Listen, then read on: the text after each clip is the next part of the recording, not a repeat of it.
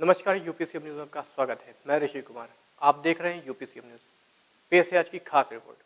उत्तर प्रदेश गौ सेवा आयोग के अध्यक्ष श्याम बिहारी गुप्ता ने अयोध्या तारुण क्षेत्र के प्रसिद्ध विष्णु बाबा स्थान पर श्री राम सेवा एवं शोध संस्थान द्वारा आयोजित नंदी पालक सम्मान समारोह में मुख्य अतिथि शामिल हुए। कार्यक्रम में अयोध्या जनपद के विकास खंड तारुण, बीकापुर सहित पड़ोसी जनपद अम्बेडकर नगर, सुल्तानपुर के गांवों से लगभग 250 जोड़ी नंदी बैल और उनके गौपालक को 1100 रुपए का चेक और प्रमाण पत्र के साथ सम्मानित किया गया। मुख्य अतिथि द्वारा नंदी पूजन भी किया गया। गौ सेवा आयोग के अध्यक्ष ने कहा कि भारत कृषि प्रधान देश है, खेती का आधार हमारी देसी गाय है। उन्होंने बताया कि गोबर और गौमूत्र के उपयोग से खेती की लागत कम होती है और भूमि की उर्वरकता बढ़ती है। रासायनिक खादों से जहां धरती जहरीली हो रही है, वहीं जैविक खेती ही भविष्य का समाधान है। भारत में गोवंश की आबादी पहले 25 करोड़ थी, अब घटकर 8 करोड़ रह गई है, जबकि उत्तर प्रदेश में 25 करोड़ की आबादी पर 1 करोड़ 90 लाख गौवंश है। यदि समय रहते हम चेते नहीं तो वह दिन दूर नहीं, अपने बच्चों की थाली में हम जहर परोसेंगे। माधव प्रसाद। किस गांव से आए? रोहारी। कितने जोड़ी बैल लेके आए? 2 गोई। तो अब बैलों को पालने में ये नंदी जो है इनको पालने में कोई दिक्कत आ रही है? अब होता पैरा की दिक्कत आती है और इस चीज़ की दिक्कत आ रही है? दिक्कत आती है। सरकार से कोई अपेक्षा आप लोगों की? अभी कुछ नहीं मिलती है। मतलब सरकार से कोई उम्मीद करते हैं, मतलब सरकार से मिलना चाहिए कि इस तरह? हाँ, मिलना चाहिए, कुछ मिलना भी नहीं मिले काम कैसे चलेगा। तो ये यहाँ पे किस लिए एकत्रित हुए हैं? इसीलिए भी तो है कुछ सरकार दे। ये संस्था के द्वारा आपको बुलाया गया हाँ, है? संस्था द्वारा हमें बुलाया गया है। किस तरह का आश्वासन मिला है? इसीलिए कि मतलब कुछ मिलेगा, वो जानवर लेकर आओ। श्री राम सेवा एवं शोध संस्थान है। मैं इस संस्थान के माध्यम से व्यवस्था देखने में सहयोग कर रहा हूँ और गौ सेवा आयोग के अध्यक्ष जी श्री श्याम बिहारी गुप्ता जी, जो एक परम गौ सेवक हैं, उत्तर प्रदेश सरकार के मंत्री तो बाद में हैं लेकिन परम गौ सेवक हैं, इस कार्यक्रम में आके संस्थान का उत्साहवर्धन किया। और ये कार्यक्रम हम लोग विगत कई वर्षों से कर रहे हैं नंदी पालक किसानों को प्रोत्साहित करने के लिए, उनका उत्साहवर्धन करने के लिए। उसी कार्यक्रम की श्रृंखला का ये कार्यक्रम है जिसमें भारी संख्या में आप देख रहे हैं नंदी पालक किसान आए हुए हैं, जिनका हम सभी लोग, समाज के सभी वर्ग के लोगों ने उनका उत्साहवर्धन के लिए यहाँ पर उपस्थित हुए हैं और उनको उत्साहित कर रहे हैं, प्रोत्साहित कर रहे हैं, उनका सम्मान कर रहे हैं। इसी श्रृंखला में ये कार्यक्रम यहाँ पे हुआ है और आगे भी संस्थान नंदी पालक किसानों को और अन्नदाताओं को सम्मानित करने के लिए लगातार पूरे उत्तर प्रदेश में कार्यक्रम संचालित करती रहेगी। श्री राम सेवा एवं शोध संस्थान द्वारा इसके संस्थापक श्रीमान संतोष जी दुबे और इनकी पूरी टीम ने ये 6वां नंदी पालक किसानों का सम्मान समारोह रखा है और उनके साथ गौ आधारित प्राकृतिक खेती का प्रशिक्षण भी एक जागरूकता की एक कार्यक्रम था। इन्होंने आज लगभग 250 ऐसे गौपालक जो नंदी पालने वाले किसान हैं उनको पास बुलाया गया। सबको 1100 रुपये की चेक दी गई, उनको अंग वस्त्र उड़ाया गया, उनका सम्मान किया गया और उनको इस बात के लिए प्रोत्साहित किया गया कि आप सर्वश्रेष्ठ किसान हैं क्योंकि आप नंदी पाल रहे हैं। आने वाले समय में एक देश के अंदर बड़ा संकट आ रहा है, ऊर्जा का संकट आ रहा है, केमिकल का संकट आ रहा है, धरती जहरीली हो रही है, बच्चों को केमिकल खा खा के अस्पतालों की संख्या बढ़ रही है, कैंसर बढ़ रहा है। इस सब का इलाज है कि जो हम बैल पाल रहे हैं इससे खेती करो, क्योंकि खेती का रकबा कम हो रहा है। इस समय औसतन खेत में खेती का रकबा देश में लगभग 2 एकड़ बचा हुआ है। पूरे उत्तर प्रदेश का जो आंकड़ा है 0.76 हेक्टेयर औसतन खेती का रकबा, लगभग 2 एकड़ से भी कम जमीन अब औसतन किसान के पास बनी है। ज़्यादा ज़मीन है नहीं, कम ज़मीन है। बैलों से खेती करेंगे तो हम जो हरा चारा पैदा करेंगे अपने खेतों पर, हम उसमें नेपियर लगाएंगे, हम गन्ना घास लगाएंगे और इसके साथ में हम लोग जो है मोरिंगा लगाएंगे। उनका जो पैदा होगा वो हम अपने बैलों को खिलाएंगे, गाय को खिलाएंगे, उसका मूत्र गोबर निकलेगा, उससे गोबर गैस लगेगा, मूत्र का इकट्ठा करेंगे, उससे जीवामृत बनाएंगे, छोटा सा गोबर गैस से जो स्लरी निकलेगी उसको डालेंगे और इनका जो पैदा हुआ खाद्यान्न है जो अयोध्या में एक अलग से मार्केटिंग की व्यवस्था के लिए मैंने पिछली बार डीएम श्री निखिल टीकाराम पांडे जी से बात कही थी, उसके लिए मैं आज पुनः बात करूँगा कि यहाँ पर जो किसानों का खाद्यान्न निकलेगा और नेचुरल फूड उसका एक अलग से मार्केट हो। फिर वो गेहूँ 2500 नहीं बिकेगा, गेहूँ इनका 3000 साढ़े 3000 रुपये कुंटल गेहूँ बिके। इनका गन्ने का से पैदा होने वाला गुड़ का एक अलग रेट हो, उससे पैदा होने वाला जो भी खाद्यान्न है, इनके दलहन तिलहन सब्जियों की एक अलग से मार्केट हो। तो ये जो बैल पालने वाले किसान है, एक तो खेती की लागत भी कम होगी, धरती भी बचेगी, परिवार के लोगों को जहर मुक्त भोजन मिलेगा और फिर फैमिली डॉक्टर नहीं, फैमिली फार्मर की आवश्यकता होगी। यदि स्वस्थ रहना है तो डॉक्टर की आवश्यकता जब होती है जब हम बीमार होते हैं, लेकिन अब जहर मुक्त अन्न फल सब्जियाँ खाएंगे, गांव में रहेंगे, शुद्ध हवा मिलेगी, शुद्ध पानी मिलेगा, तो गांव से पलायन भी रुकेगा। शहर में रहने वाले लोगों को जो आजीविका का संकट है, उस आजीविका का संकट का समाधान करेगा हमारे गांव। और गांव का पैसा गांव में, गांव का पैसा शहर में नहीं, शहर का पैसा गांव में वो जब होगा जब हम खेती की लागत को कम करने के लिए बैलों को पालेंगे।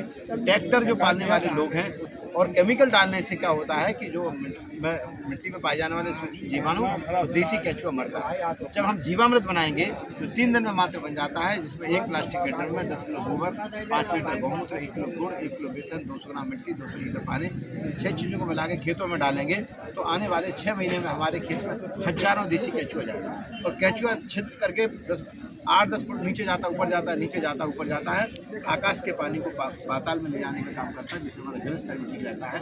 तो इस क्षेत्र को पूरा केमिकल फ्री गौ आधारित प्राकृतिक क्षेत्र बनाने की तैयारी है। इसके लिए हम श्री राम सेवा शोध संस्थान वालों की पूरी टीम को और यहाँ हमारे विष्णु बाबा महाराज जी का जो आश्रम है उनकी कृपा से जो यहाँ जो कार्यक्रम हो रहा है वो अद्भुत कार्यक्रम हो रहा है। देश में ऐसा पहला कार्यक्रम है जहाँ पर बैल पालने वाले किसानों का सम्मान समारोह हो रहा है। और आप आशा करिए समाज के सहयोग से हो रहा है। 250 किसानों को 1100 रुपये एक देना और इसके लिए और इतना बड़ा पंडाल, इतने लोगों को बुलाया गया, इतने दिन की तैयारी।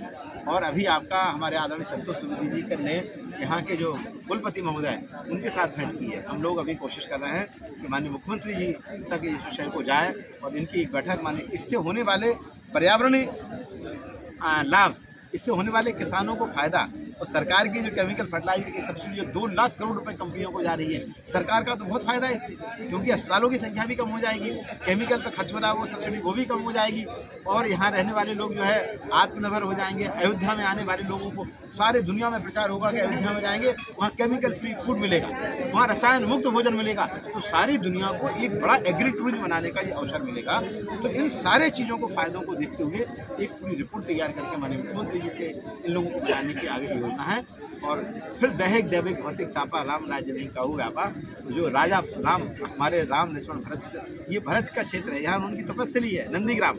तो जो काम कभी हुआ है आज से पहले जो राम के राज्य में हुआ था उसको फिर से साकार करने में और पूज्य योगी जी और मोदी जी के मार्गदर्शन में जो देश आगे बढ़ रहा है, गौ आधारित खेती का मिशन बढ़ रहा है, national mission for natural farming का जो काम आगे बढ़ रहा है वो काम आगे बढ़ेगा। और ये पीढ़ी हमारी पीढ़ी सौभाग्यशाली है कि एक हमको ऐसे उत्तर प्रदेश के मुखिया मिले पूज्य योगी आदित्यनाथ, जिन्होंने जिस दिन सरकार की शपथ ली उसी दिन उन्होंने कत्लखानों को बंद किया। और आज मुख्यमंत्री निराश्रित गौवंश सहभागिता योजना से सरकार के द्वारा संचालित गौशाला पे 1 गाय ले जाओ 1500 रुपये महीने पाओ, 2 गाय ले जाओ 3,000 रुपये महीना पाओ।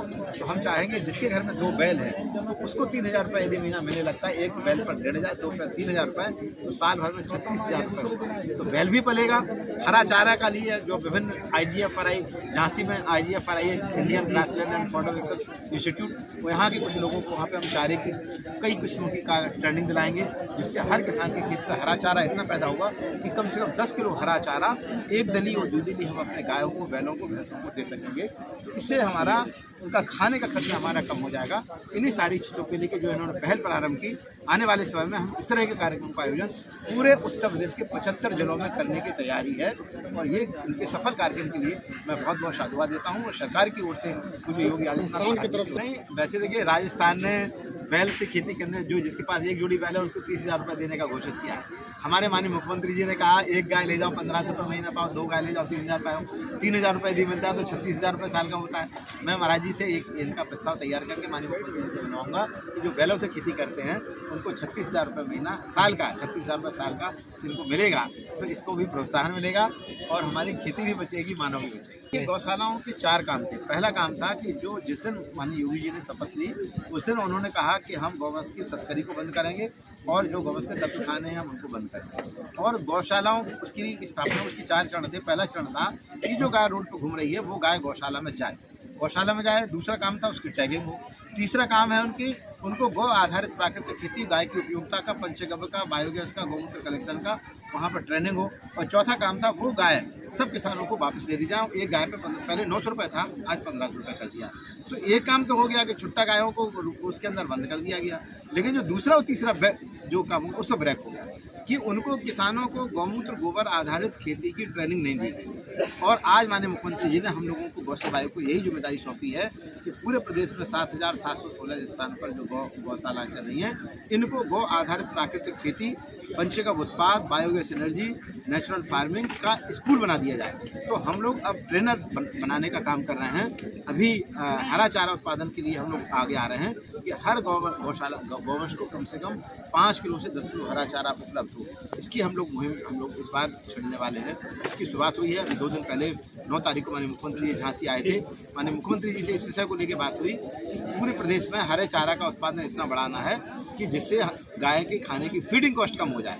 तो फीडिंग कॉस्ट कम यदि हो जाएगी तो कोई दिक्कत नहीं होगी और इतना हरा चारा पैदा होगा तो गाय छोड़ेगा ही नहीं, ना गाय के साथ छोड़ेगा, ना गाय रोड पे रहेगी, ना गाय गौशाला जाएगी।